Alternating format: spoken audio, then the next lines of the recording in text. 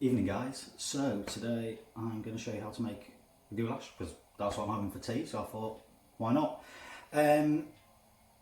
Really simple, takes a couple of hours but great, means you can carry on supping. So first thing I've got, well I might as well show you. Okay, a lovely bit of beef here, some garlic, about a tablespoon of puree, tablespoon of smoked paprika, obviously salt, pepper, 2 peppers, an onion, some lovely fresh tomatoes, a nice glug of wine of course, some fresh parsley and about 200ml of beef stock. So first thing I'm going to do is like this lovely piece of meat into my cast iron griddle. If you've got cast iron, best.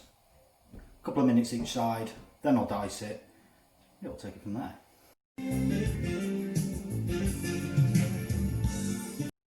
Just make sure your pan's nice and hot to sear the meat.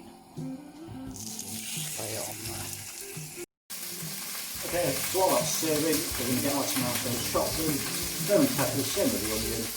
We'll chuck the onion in near the end of this, it won't take long. Peppers and tomatoes straight in, tomato puree, garlic in, paprika in, stock in, wine in, leave it 2 hours. So simple.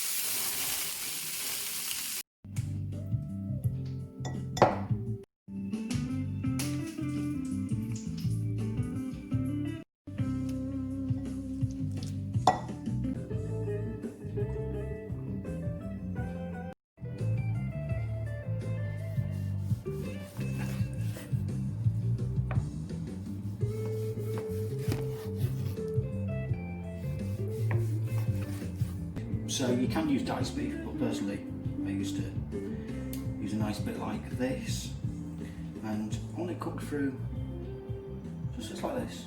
Nice and rare in the middle still. Dice that up, put it in.